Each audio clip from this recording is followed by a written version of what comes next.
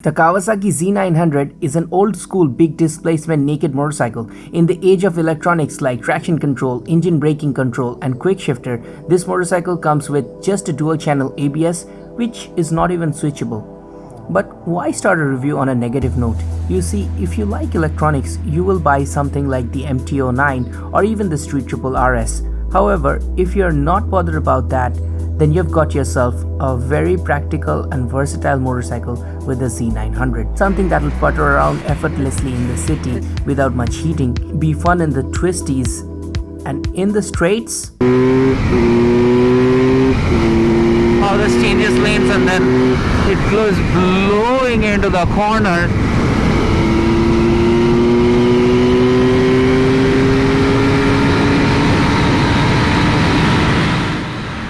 In the straights, it will be effortlessly rapid, very, very fast. Before moving into the ride discussion, let me walk you through the specs. The 2018 Z900 features a 948cc inline 4 engine, which is derived from the Kawasaki Z1000, and that means it retains the sweet power delivery characteristics that I so much loved on the 2015 Z1000. The power is a nice 125 PS at 9,800 RPM with a strong amount of torque at 98 Newton meters at 7,700 RPM. This gives the motorcycle the ability to cruise at 40 km per hour easily on the 5th gear and accelerate decently from that as well. The Z900 is part of the modern lineup where Kawasaki has moved away from the heavier perimeter frames to a high tensile steel frame on the Z900. Not only does it handle well and gives good stability, I suspect it is one of the major reasons why this motorcycle is 20 kg lighter than the outgoing Z800. New motorcycle weighs 210 kgs wet, and though it's still on the heavier side, you do feel the huge improvement in the power to weight ratio over the outgoing Z800. The front suspension is 41 mm upside down forks, which is preload and rebound adjustable. Granted that you cannot adjust the compression, but I think an adjustable suspension on the front is decent enough. On the motorcycle we tested, I felt it was a bit too soft on the rebound, but luckily that can be adjusted. The rear has a monoshock and I was happy with the factory settings on that one. Brakes do see a downsize from 310 mm to 300 mm, but they are still very trustworthy and provide ample bite and progressive feel to it, so I can't really complain about that. I did activate the ABS once, and I feel that it kicks in a bit too early and it kind of is intrusive. I wish we had different modes in the ABS like some of the Ducati bikes. The motorcycle comes with Dunlop Sport Max tires. They aren't the grippiest compounds, but I feel this type of touring naked motorcycle, this is just fine. The 50-50 sort of weight distribution means that you do have to use the rear brake a bit to get the most out of the braking. The 250mm disc at the rear works well and doesn't lock up very easily. The very low seat height of 795mm makes it accessible to all kinds of riders and even women riders, and me being 5'8" had no problems with it. Even if you are 5'3", you could easily ride this bike. The longer wheelbase of 1448mm does offer great stability at freeway speeds, and the big 17 liters fuel tank ensures that you can stay there for long without frequent refills. But that is just the overview. Let's dive into the detailed ride discussion and see how this motorcycle feels on an open road. Here I'd like to say that if you're impressed by the video so far, please hit that subscribe button if you're new to the channel, and also hit that bell icon for the next reviews and other exciting videos that Ride with Rahul has to offer. Now let's get on to what we learned while riding this bike. On board the Kawasaki Z900. This bike has pretty good launch, so I'd like to show you that.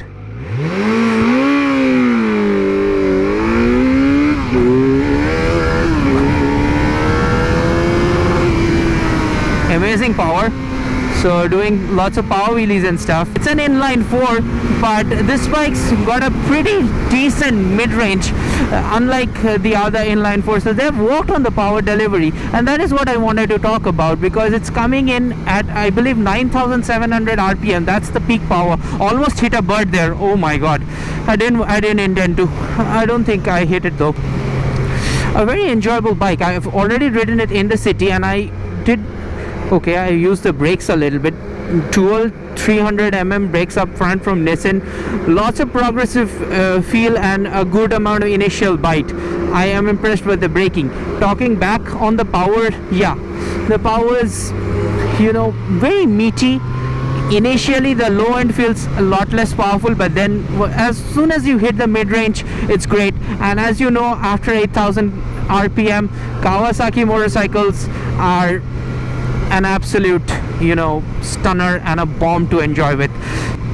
Pretty decent motorcycle for a naked bike which you're looking for touring, you know, not exactly track focused. If you look at the foot pegs, absolutely like a 90-degree position. The foot pegs are way below you. They're not at all rear set, which means a very comfortable ergonomics.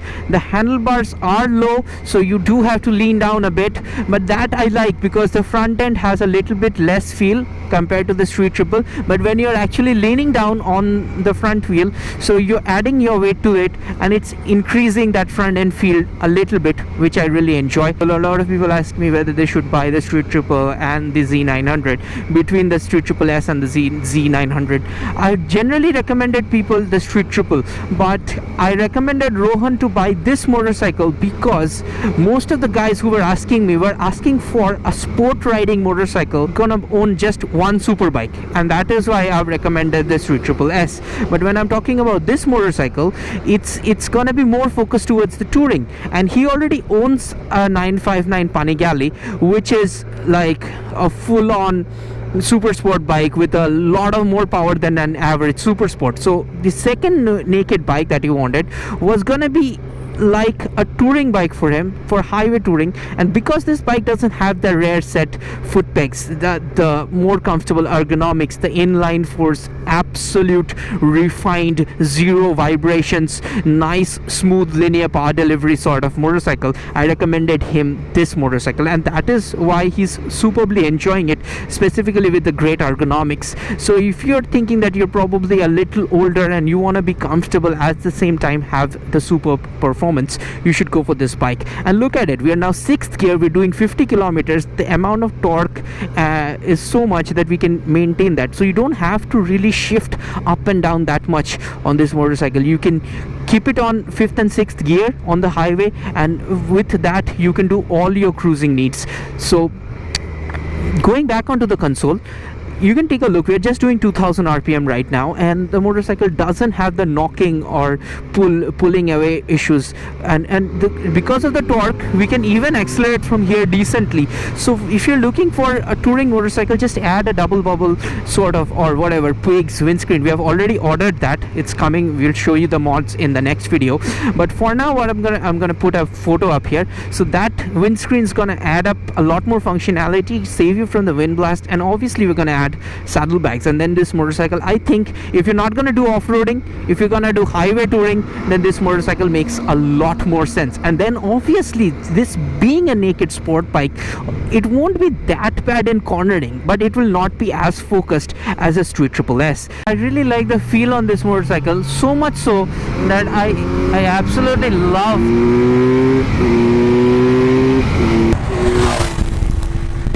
how this changes lanes and then it goes blowing into the corner.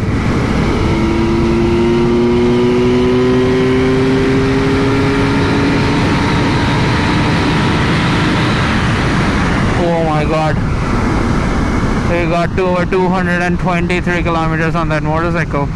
It didn't feel like it was maxing out. This can go much further. I think this can do about 250 kilometers per hour. I'll check out the top speed numbers. I don't have them with me, but hey, we got 223 without even trying. I mean, I just opened the throttle for a few seconds and it just went whoa. I was thinking that the Street Triple having a lot less weight, about 20 kgs less, would smoke this bike, but right now I'm not so sure, because once this bike goes beyond its initial, I think the initial on that bike was much stronger, but once it gets to that meaty rev range beyond that 5000 6000 RPM, this bike, you know, it gets that Kawasaki burst, which is, you know, I remember it on the ZX-10R and that was completely different.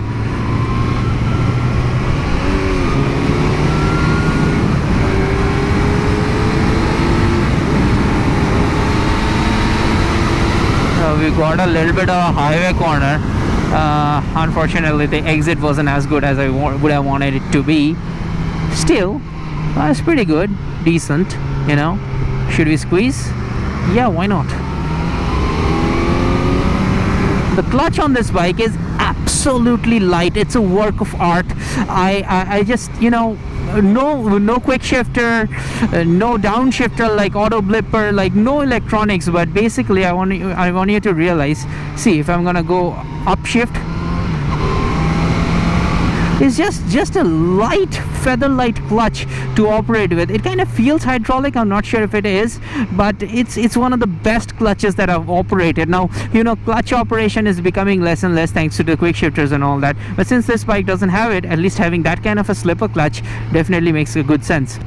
Again, the feel on the brake levers, I've already said that I'm getting a lot of confidence on this motorcycle. I would say, you know, this is a bike that if you don't have much experience, because the triple is, you know, more like an experienced rider's point of view, it feels good. But this one is so easy to ride, and I think if you're moving up to a big bike and you don't have much experience, you can just buy this and you'd be a lot better. Back to the Z900, there is one problem though.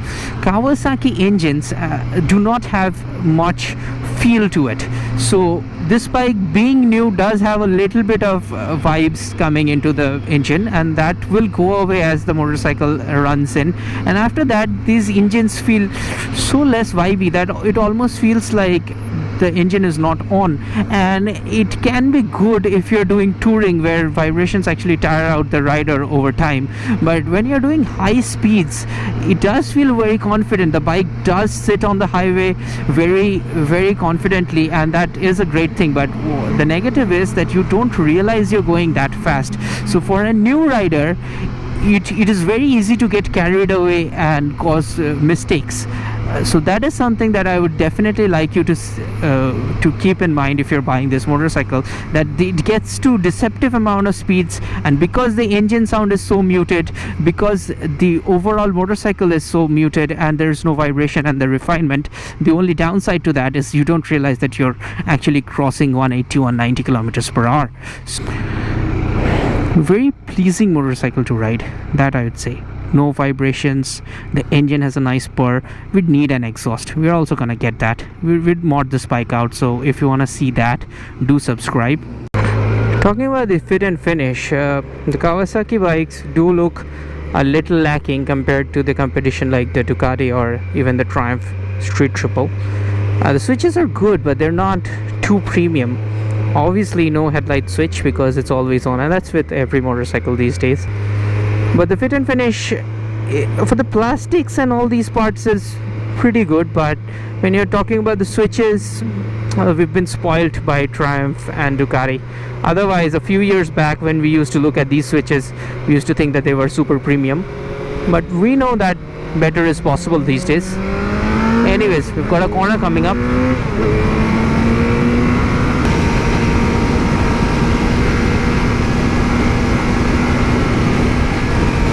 This car is trying to overtake.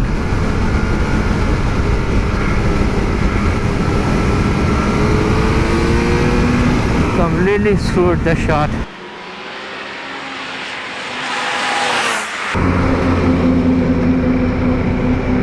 U-turns, very easy on this motorcycle, very easy. The handlebar has a lot of turning. Look at that direction.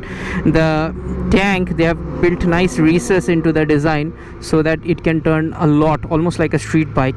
So it's gonna be very easy to ride in the city. Even if you're doing tight U-turns and stuff, this motorcycle is gonna be very, very easy to handle.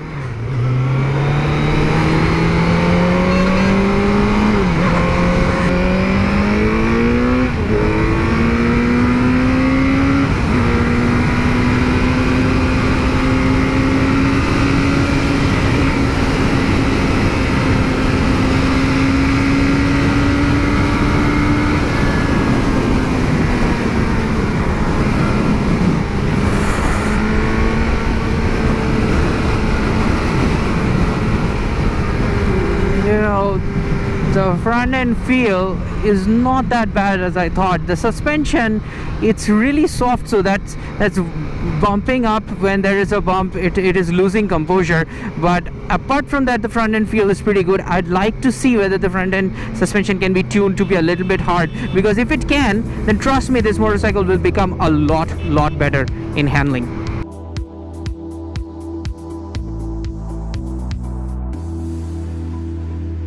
That phenomenal wind blast is now rocking my head back and forth. Especially happens on the top of the flyovers, because you're higher and obviously there's more wind.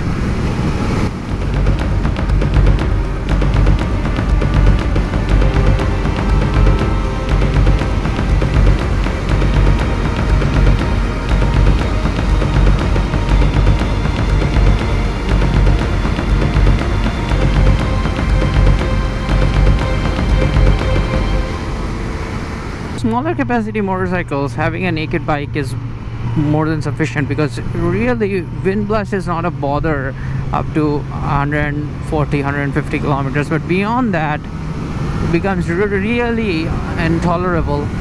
So on a motorcycle like Duke, where we are usually cruising at 120 130, and I know the top speed is much higher, but usually you don't go there because you don't want to max out your engine and stay in that speed for a long time. But on this bike, on the other hand, 150 is nothing, and beyond that, even the bike is way far away from its maximum speed of 240 or 50 kilometers per hour.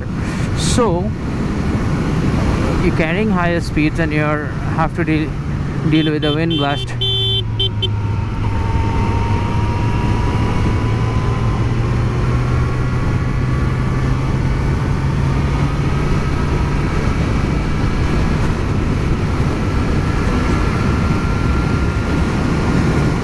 Moving this bike through corners is pretty decent. I mean, those highway curves are...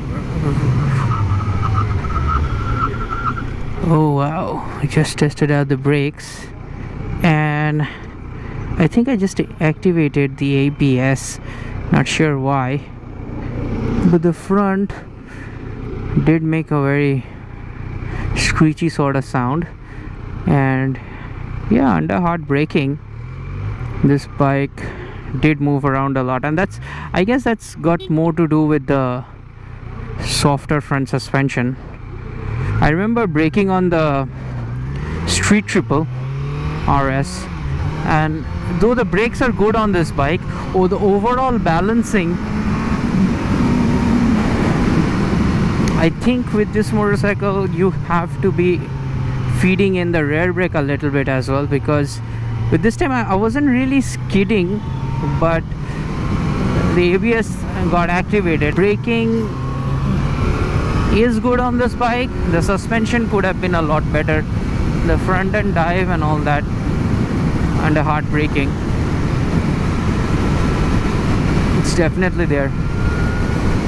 And this being a 210 kg motorcycle, it's not exactly light, so remember that the momentum will be higher and your brakes would have to work harder.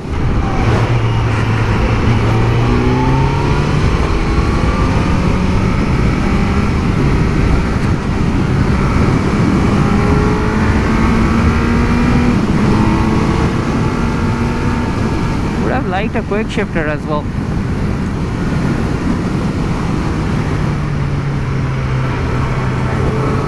I really like when you shift with a quick shifter, the way the engine sounds.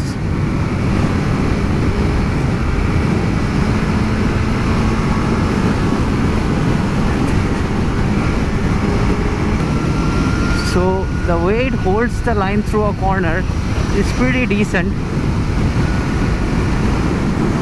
But the problem is if you have to go easy braking out of the corner. And out of the corner acceleration, I would say, is also easier because the power delivery is progressive. You can pull out of the corner faster, whereas on the Panigale I was having the fear that the front end will rise up, and on this bike it also does, but a little less, considering it's heavier and less powerful, and well, the power delivery is kind of more gradual for an inline 4.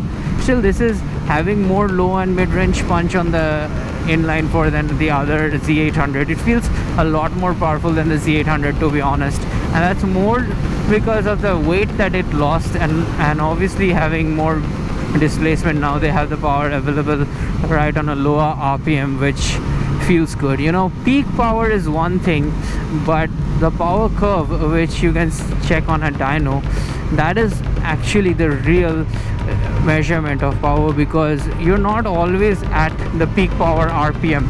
So how it feels on the other RPMs, that is what makes you feel that the motorcycle is powerful or not. Or something which has a good peaky power but on the lower rev doesn't have the power, the bike feels sluggish even if the numbers suggest otherwise. For this bike, I would say, yeah, even on the mid-range and all that, the power is definitely there, and which was not there on the previous Z800. I definitely have to check the dyno scores or something, that the graphs, but I think this bike made more than the 5 PS gain that it was supposed to. I mean, it's not just a 5 PS gain. On paper it may be 5 PS, but on that dyno chart it may be a lot more. Now that I'm riding it on bumpy roads, I see that this bike, because the front end is so light, it has the tendency to rise up, and that's been happening ever since I've been accelerating. And on a less bumpier highway like the NH2 where we were riding initially, that was pretty fun actually. I was enjoying that. So obviously if you're riding anywhere out of India where your roads are not at all bumpy, you would enjoy the front wheel rising up. But here on a bumpy road, when the wheel is going back down on the road, same thing happened with the Ducati. It goes down on a bump and then the motorcycle kind of destabilizes it, and that is not a good feeling, and that's mostly due to the condition of our roads. So you have to remember that the front end feel and is, you know, for the cornering sides, I'd say the front end feel is definitely good enough, but because of the weight distribution, this bike's again a 50-50 sort of weight distribution, the front end's kind of lifting up. There are some mixed feelings up here. The front end feels light, but while going into the corner, it does give enough confidence. For highway sweeping corners, this motorcycle is absolutely phenomenal, but for tight, twisty tracks or from moving left to right corners, it does feel a bit heavy because of the curb weight. Mid-corner stability is great and the power delivery is linear, and I could get early on the throttle. And this is an overwhelmingly fun motorcycle to ride because it is so easy to push this bike on higher speeds. I would also like to talk about the braking. The brakes are absolutely great, but the ABS is too intrusive like I said before. The front end dive was too much, but I guess that can be dialed out by tuning the suspension. Overall, what could have been great if we could have a switchable ABS or even ABS modes, but I guess that it's something that you'd have to live with because there's no way to make the ABS less intrusive. It kicks in way too early for my liking, but the brakes in itself are good. In conclusion, we have to say that the Z900 was a seriously fun motorcycle to ride. Its effortless and vibration-free engine along with relaxed riding position makes it easy to put on hundreds of kilometers on a highway every day with ease. I feel that it was a perfect highway touring bike, so we ordered a few mods to make it even completely tour worthy, and to see that you must hit that subscribe button and stay tuned when those parts arrive from America. Thanks for watching, and I'll see you very soon. This is Rahul. Goodbye.